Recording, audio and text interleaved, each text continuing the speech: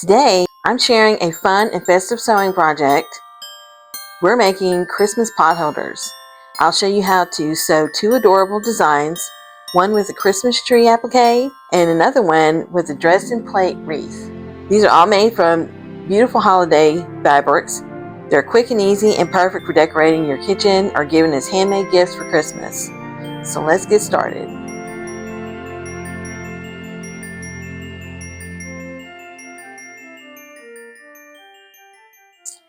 Okay, so to make our potholders, you're going to need a template, a Christmas tree template, and I've cut this out of some cardboard, and I'll show you how I did that when we get to that step.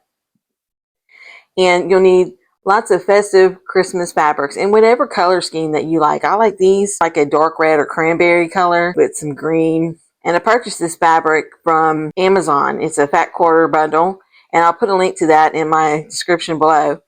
And so we're going to use this particular fabric I got from Walmart. It's just a fat quarter. And I'm going to pair that with this. And you'll need some white for your background and perhaps another solid color like a green. And I also have a little bit of this brown that I'm going to use for the tree trunk. Okay, so I'm going to put this all aside for now, and then I'll show you how I made my template. Okay, so for my template, I just took a piece of thin cardboard. I think it was in like a package of something that I bought. I'm not sure exactly.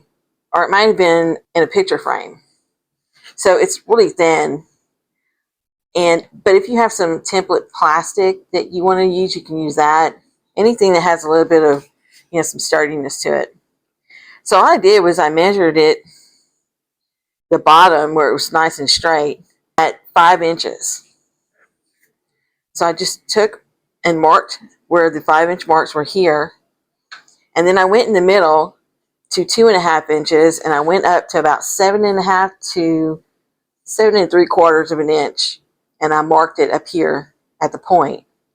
And then I just took my ruler and I went from that 5-inch down here up to this mark, and I just traced it out, and I did the same thing on the other side, and then I cut it out into this piece.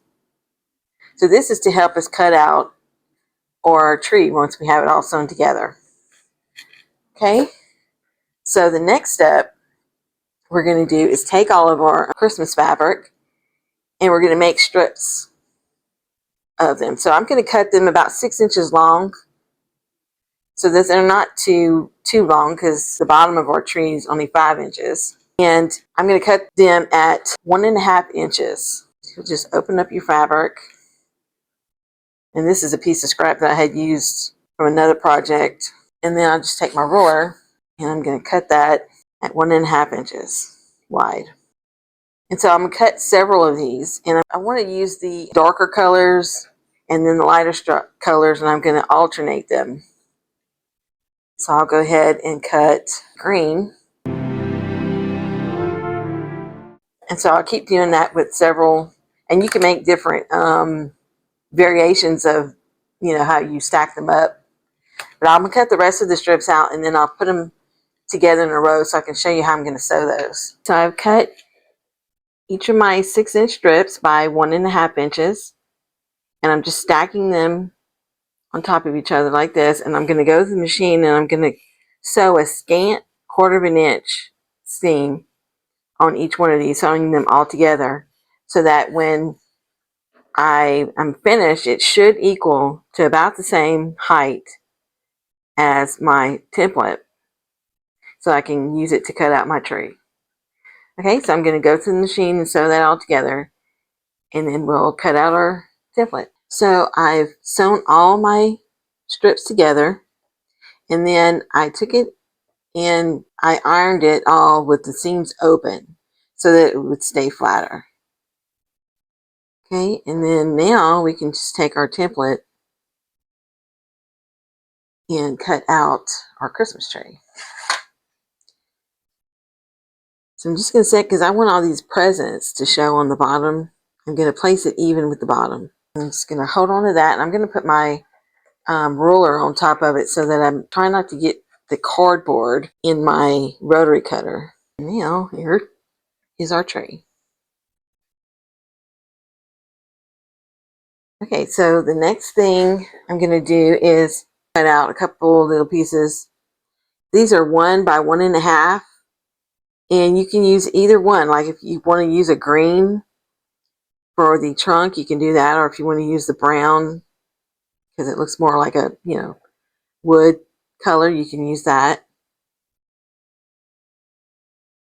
Okay, and so the next thing we're going to do is applique these onto our background. And so I cut a background piece of white that is a 9-inch square.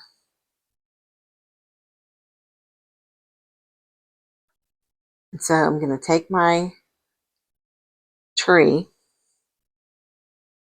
and decide where I need it to be. And I'll take my trunk, and I want to make sure I get the trunk right in the middle. So it'll be about right here. And for the trunk, I'm going to put a little bit of glue from just the ordinary glue stick.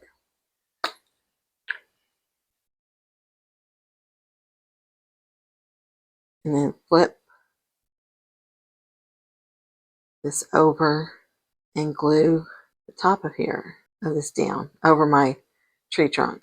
Just like that. I want to make sure that I leave a little bit of room on the top and the bottom for, any binding that we're going to put around it. Okay, so I've glued my tree down with some school glue. And so if you wanted to, you can put a star on the top. Like I fussy cutted this little star from my fabric, and you can glue that down on top of here as well if you want. Just leave you'll just want to leave 1/2 inch fabric from the top of it and the bottom. But I think I'm just going to leave the star off. I like it better without the star. Okay, now so I've sewn my blanket stitch all the way around my tree, and my tree top is ready. So I'm going to set this aside because I'm going to make a wreath. So what I've done is I've cut wedges from a Dresden template. Now I can't find my my Dresden ruler. I've misplaced it, but I did make me a little template. And what you'll do is if you have the Dresden ruler, you'll want to use a 3-inch. You'll go up to the 3-inch mark and cut out your wedges like this.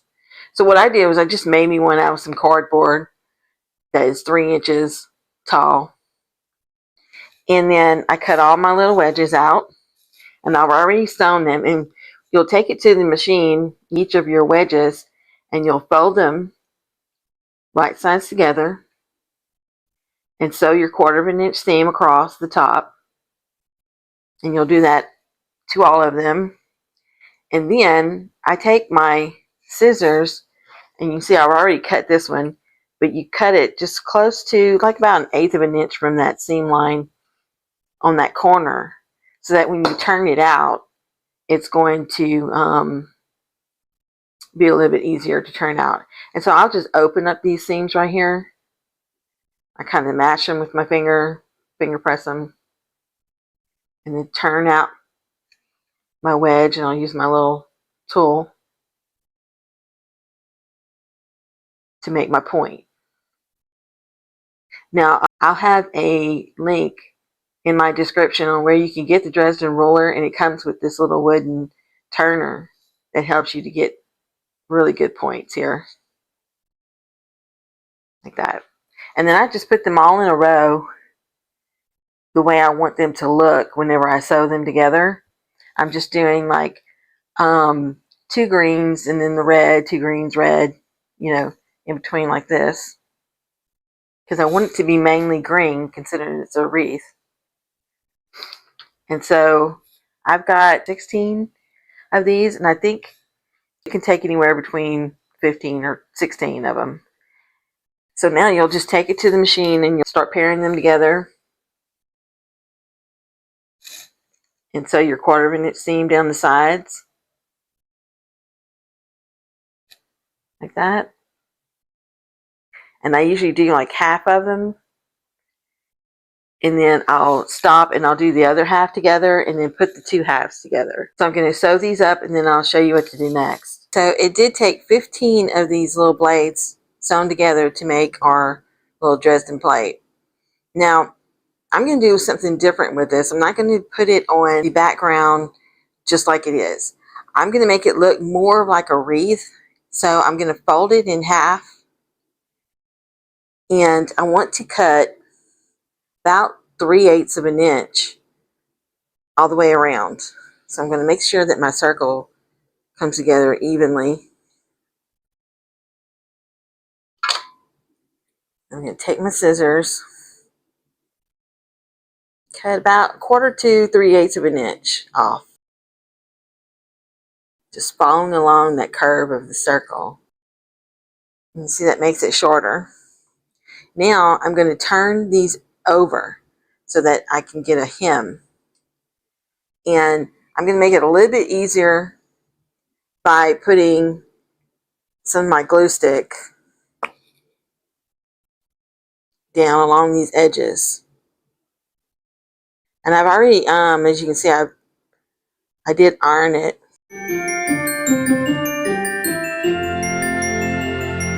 So now I'm just going to turn it over about 1/4 of an inch. And this is going to keep this secure so that when I go to the sewing machine, it won't come up. You can put a couple of clips in if you need to, just to hold down some of these spots so that the glue will dry. Okay, so that when you turn it over, everything will be nice and hemmed. And so then, after it dries a little bit, I'll put it on my background. You want to fold that one in half so you can get your center. You want to get your center on the ends and in the middle. And then fold it over again to make sure that you're getting your center on the other side. I'm just kind of finger pressing it. That way, whenever we go to place our Dresden, we can see where our center is in order to place the wreath.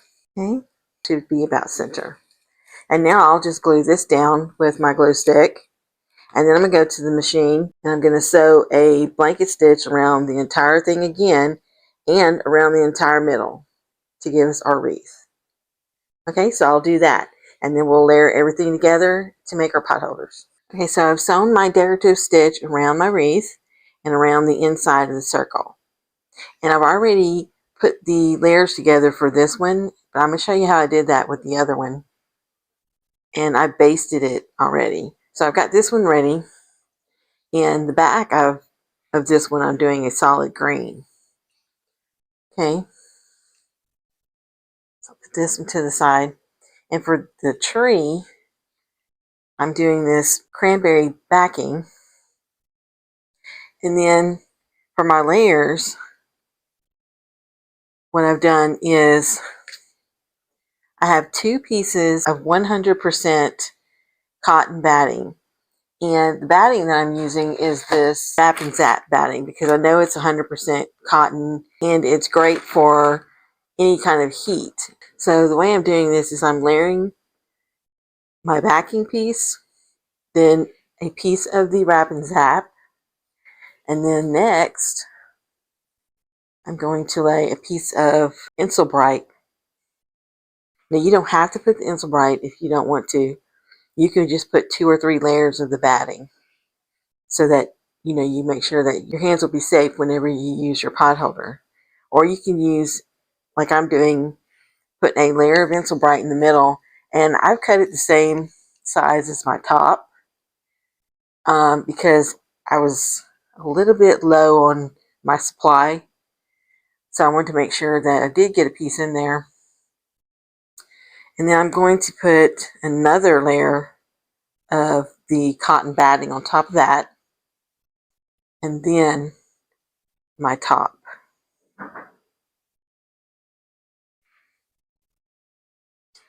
Okay. And this is going to be thick, but it's going to, be well insulated so that you won't burn your hands whenever you go to remove anything from the oven.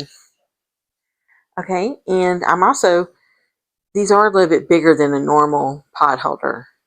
I wanted mine to be a little bit larger. So instead of like a, 6-inch pot holder that you might get in the store, once you put the binding and everything around it, it would probably be somewhere around 8 inches for the finished product. Okay, so I have all my layers ready. And then I'm going to go ahead and baste this.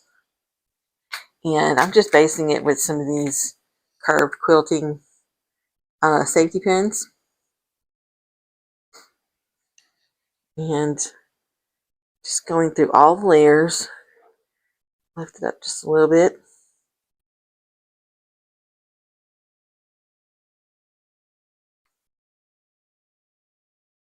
And you don't really need many of these whenever you're quilting, but you can put as many as you need, to secure it. And if you're interested in these quilting safety pins, I'm going to put the link for that in the description below.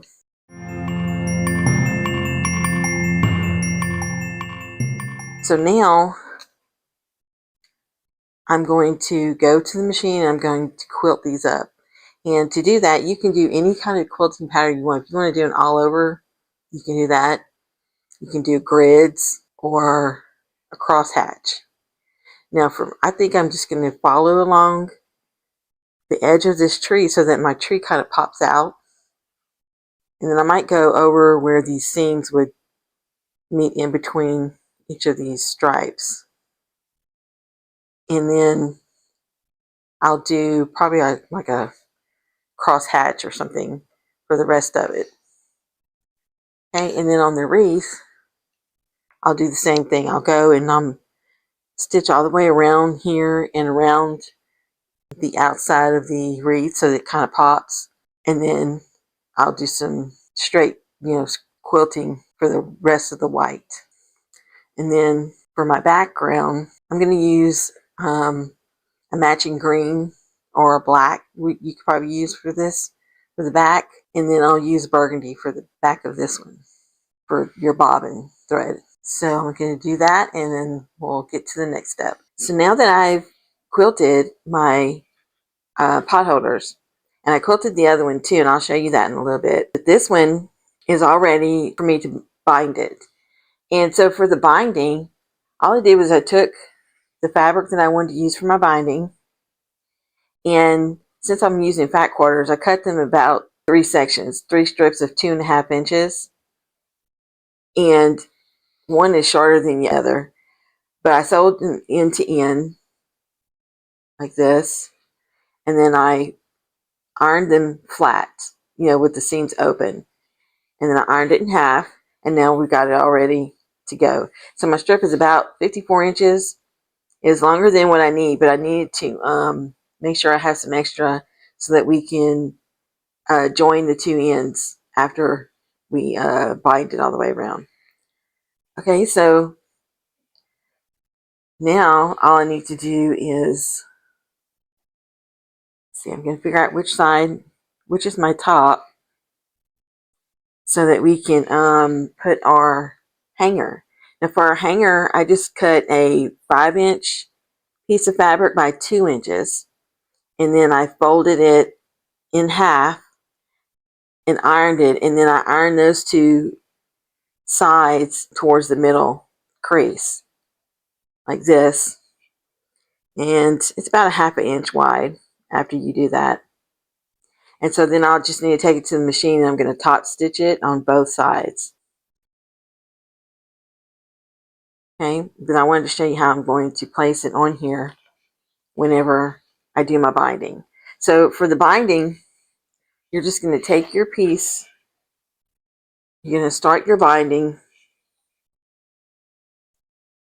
about halfway down one side.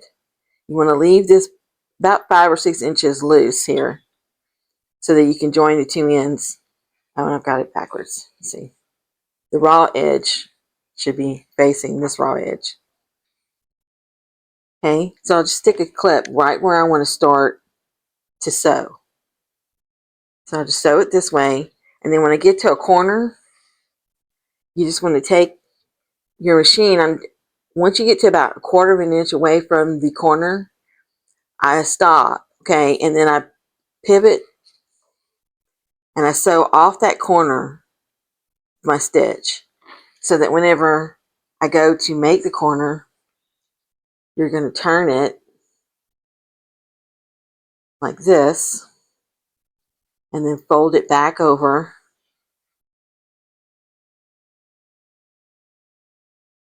and then I start again right down that side. And you'll do that on all the corners until you get to the section where you want to do your top. So when you get to the top left corner, you want to take your holder, and you're going to want to make sure before you get this top part sewn, you're going to place your holder strap about 1/2 inch from the end of the corner here. And I'll just let it stick out just a little bit, and I can cut that off later. I just want to make sure that it does get in there and get sewn.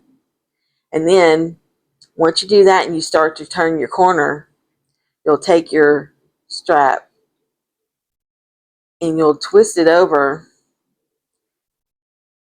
and you'll put it 1/2 inch from the corner this way, so that whenever you are finished with your binding and you fold your binding over to the front, you're going to have that strap in there already sewn, and you'll have your little holder. And I can show you when I get to the machine. I'll put that on camera so that you can see how I do that. Okay, so I'm going to go and sew this one up, and then I'll show you both of the pot holders. Okay, I wanted to show you how I'm putting on my the little hanger. What I did was on the next, see, I'm at the corner of the top left corner of the pot holder, but I'm, on the back, and I pinned it about 1/2 inch from the top, and then 1/2 inch from the side, and I just kind of twisted it a little bit. Hope you can see that good, so that it's right underneath here, and then I just pin that with a clip. So I'm going to go over this one on the side first, and I'll do that real quick.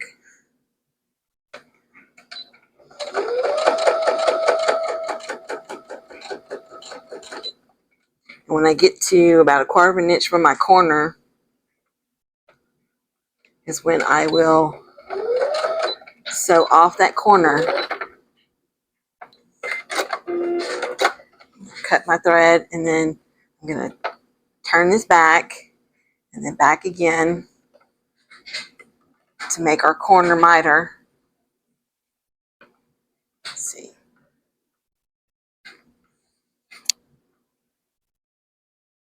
Then I will clip a little further down from where that is, so that I can make sure I go over this corner.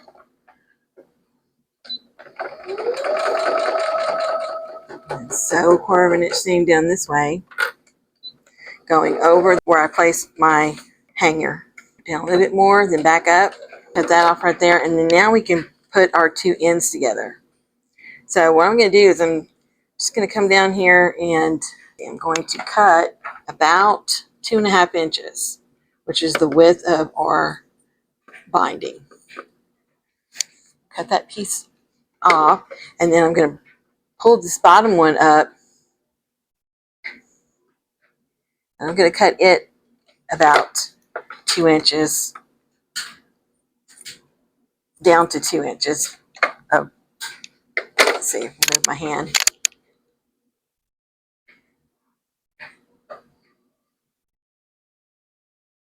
You see 2 inches here and about 2.5 here.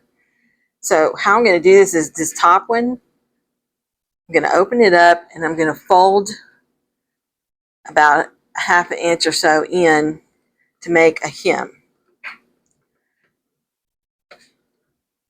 or 1/4 of an inch to 1/2 inch.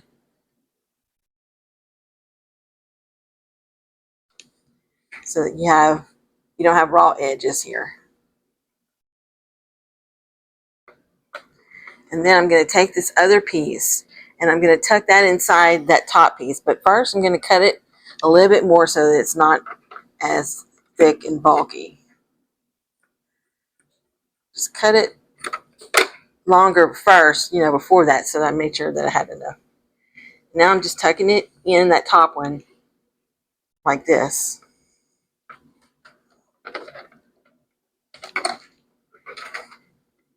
And so then I'll just go ahead and back up a little bit and then continue to sew that whole side. Okay, so I'll show you right here where I sewed our hanger. You just flip all of your binding around to the front, and then you're going to go and pull that all over to the front, and then turn that corner back in like this to make your miter. Stick a pin in it. So now I'm going to go and sew all this down, and you can sew a straight stitch about 1/8 of an inch from the edge, or you can sew a decorative stitch. And I'm going to sew a decorative stitch. I'm going to use a blanket stitch like I used around my wreath on the binding. Okay, so here we are, the big reveal.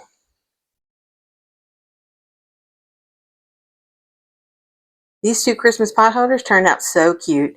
And don't forget, you can also use these appliques for other items too for your Christmas decor, like this. This one, I put it on a plain white kitchen towel so that it matches the other two pot holders. So cute. And you can even put the wreath one on there too if you want to. You can make them smaller, like a 2-inch size instead of 3, so that you could put your wreath on your towel.